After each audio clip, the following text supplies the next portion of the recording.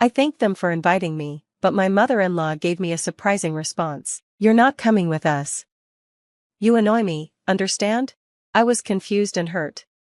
Why did she treat me this way? It felt like she didn't consider me part of her family. Was it because of my job that she acted like this? Her words really stung, and I was too shocked to reply. I had put up with her behavior before, but I wasn't going to let this slide. "My name is Tracy. I work at a big company. The job isn't glamorous, but I have great colleagues, including my boss, so I like it here. The work can get busy during the peak season, but I never feel stressed because we all help each other out. Our teamwork makes it easier to handle. My parents often worry about me working too much and always ask, 'When are you getting married?' I usually tell them the same thing, 'I'm not ready yet, and I don't want to rush.' They just sigh and shake their heads at me." Things changed after my company threw a big party. I don't usually feel comfortable in social situations, but I went because it was part of my job. The dinner was great, but the crowd made me feel dizzy, so I went outside to get some fresh air. While I was enjoying the breeze, I heard a man's voice. It took me a second to realize someone was talking to me. "Oh, sorry. I was lost in thought," I said. The guy standing there looked ordinary, but friendly. "Are you antisocial?" he asked bluntly.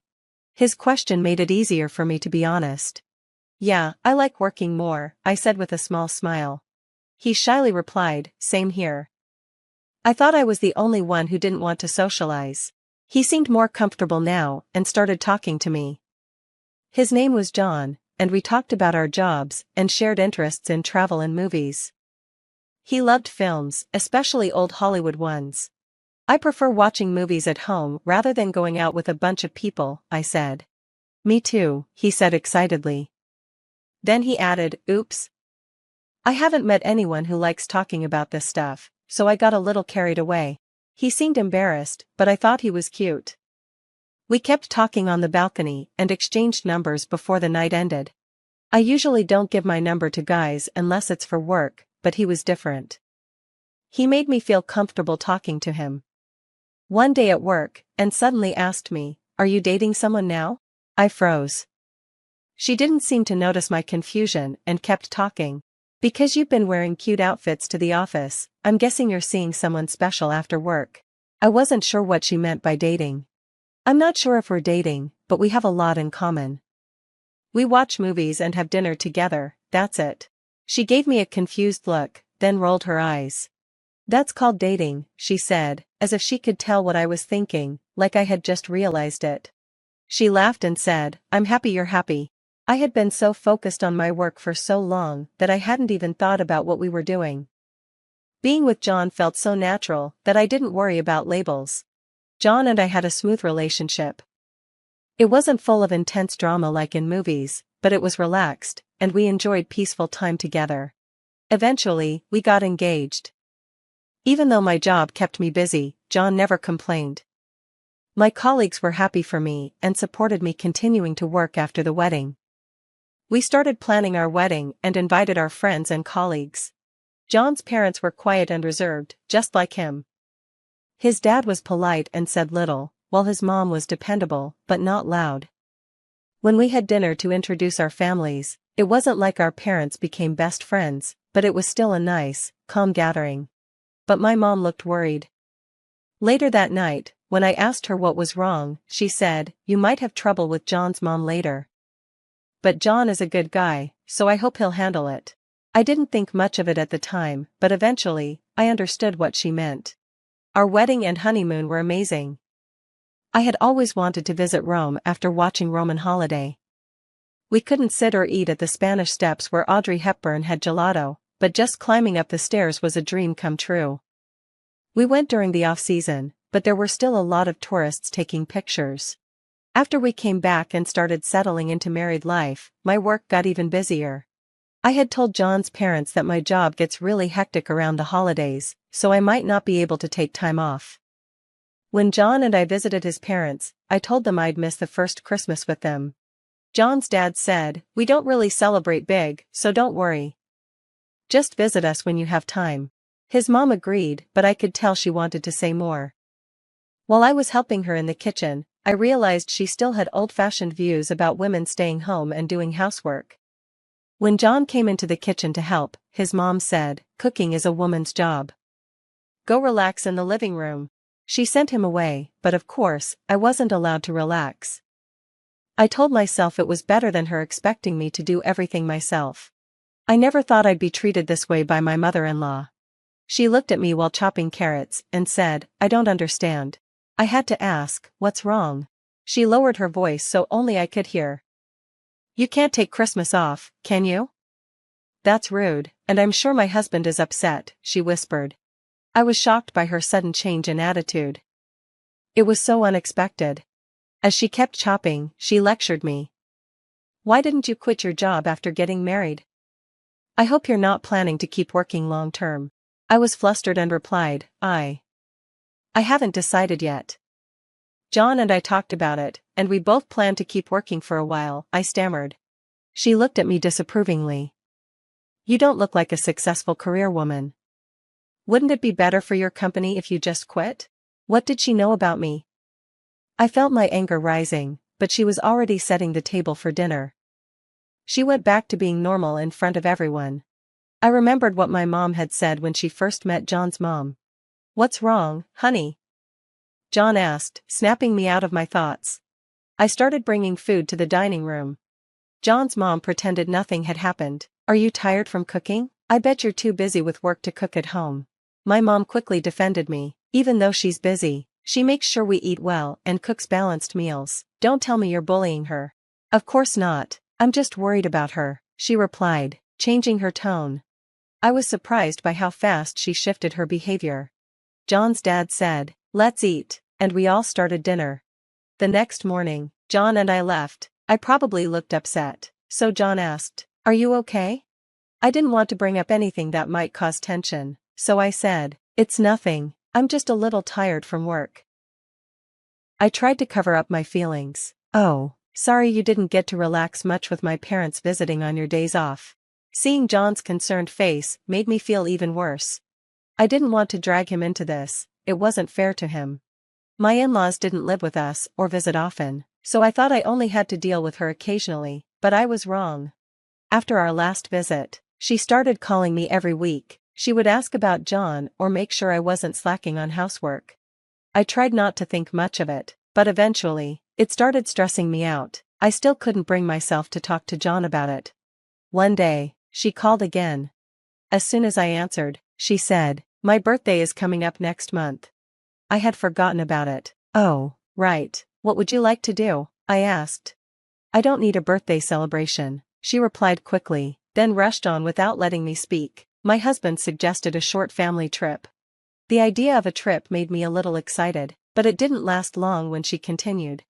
"Thank you for the invite. Are you joking? I guess you'll be invited since it's a family trip," she said sarcastically, "but you're not coming with us. You annoy me, got it? Make up an excuse, blame it on work, and don't join us. I'll let you plan the trip, though."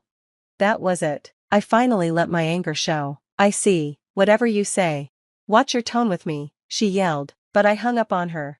I followed her instructions and booked flights and a nice hotel for their trip, without me. The morning of the trip, I told John the first had to take care of something small at work and cancelled my flight. He seemed disappointed. "Well, if it's work, I understand. I'll miss you. Let me know if you need anything," he said sweetly. I felt a little guilty, but only because of how it would affect John.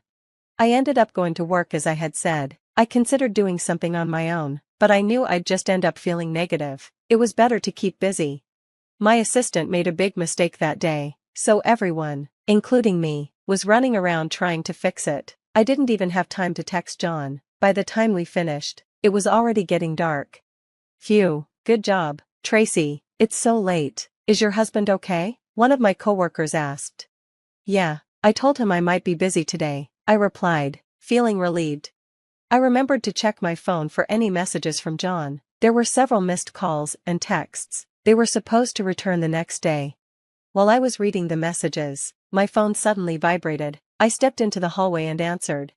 "You need to explain this. What did you do?" My mother-in-law screamed so loudly that her voice probably echoed through the office. "Calm down, please, I'm still at work," I said, trying to get her to lower her voice. She didn't care and kept yelling. Some coworkers poked their heads out of their offices, but as soon as they saw me, they quickly closed the doors. "How do you know the GM of this hotel?" she shouted. She explained that when John checked in, the staff had mentioned that the booking had been for 3 people. She was too late to stop them, and John and his dad asked her about it. She ended up confessing everything to them. I took a deep breath and explained calmly, "I work in the travel industry. The hotel was struggling at one point, so I helped them with marketing. I've known the GM since then because the hotel became popular for its great service and scenic views. People started visiting because it looked great on social media." She was silent, her breathing heavy. I could imagine how upset she was. "The GM asked us why we were having a family trip without you. You arranged all of this, didn't you?" "No, it's peak season. I didn't think he'd have time for this," I said, acting innocent. "The GM and I have a good relationship. Last time I was there for work, I mentioned I got married and changed my last name. John's last name is unusual, so the GM must have noticed." I heard John approaching. I heard John's voice in the background, and then he took the phone from his mom. "I'm really sorry, honey. I had no idea what my mom was doing to you." "Don't worry, babe. I didn't tell you either. The GM gave me a lecture and told me to take really good care of you. He said it's rare to meet someone as compassionate as you." "I feel like I was being lectured by your dad." I laughed at his comment. The GM was about the same age as my dad, and he had a daughter who was married, so maybe he felt personally involved. "I'll see you tomorrow. We need to talk about this. Love you, hon." We hung up, and after they came back, we had a family meeting at John's parents' house. My mother-in-law had never been interested in my job, so she didn't know that John's company was one of my clients. The GM had told John that if he didn't treat me well, the hotel would reconsider its contract with his company. "The GM said it'll affect your performance review," John told her. That's when my mother-in-law finally realized that she had messed up. She felt deeply regretful, though it probably didn't have a big impact on his career. She had no work experience, so she believed it completely. During the meeting, she looked small and guilty. "I'll never take a trip with you again. I'll only go with Tracy from now on," John said firmly. She tried to defend herself. "Please forgive me. I'll tell the GM I'll never bully Tracy again." But John cut her off. "This isn't about my work. If you can't treat Tracy nicely, I won't speak to you again." She started crying. "I'm really disappointed to know you're such a terrible person," John's dad said to her. Then she took my hands and apologized. "I'm really sorry. Please forgive me. I will never do such horrible things again." Honestly, I wasn't fully convinced by her words. "We'll see what your actions show from now on," I said. John added, "I've been too oblivious. I'll keep an eye on things now." Then he turned to me. "I'm sorry again. I won't let her do whatever she wants anymore." He pulled me into a tight hug. "I'm sorry too. I can't believe she did that," my father-in-law said, hugging me as well. I felt a huge sense of relief. From that point on, my mother-in-law stopped making rude comments about my work and calling me to criticize me. All contact with her went through John, and there were no more complaints about when I could or couldn't visit. I even felt like she started respecting my work. John told his dad, who had never done chores at home, "You need to start helping Mom with housework." He struggled with cooking, but he helped with cleaning and started showing more appreciation for his wife. The mood in the house was much lighter. "Did you worry I was going to take my mom's side?" John asked me one day. I told him honestly, "I didn't want to cause a rift between you and your mom. I'm glad we turned this into a better situation for our family." "Thank you, hon," he said, kissing me on the forehead. 3 months after the family trip, the 4 of us stayed at the same hotel. "It's still popular," I said happily to the GM. "It's because of you," he replied with a shy smile. My mother-in-law apologized to him. "I'm so sorry for what happened. I've been scolded by my family, and I deeply regret it. I apologize for causing you any worry. John has been a very good husband." The GM looked at us warmly and said, "Tracy saved this hotel and me, so please, take care of her." He sounded like my own dad, and in that moment, I realized how much I was valued by others. I felt really grateful. The trip turned out even better than I imagined. I'd been to the hotel many times for work, so I was able to show my family some hidden spots. We all had a great time, and it was one of the perks of my job and my efforts. In the future, my in-laws and I would keep a respectful distance, but we maintained a good relationship.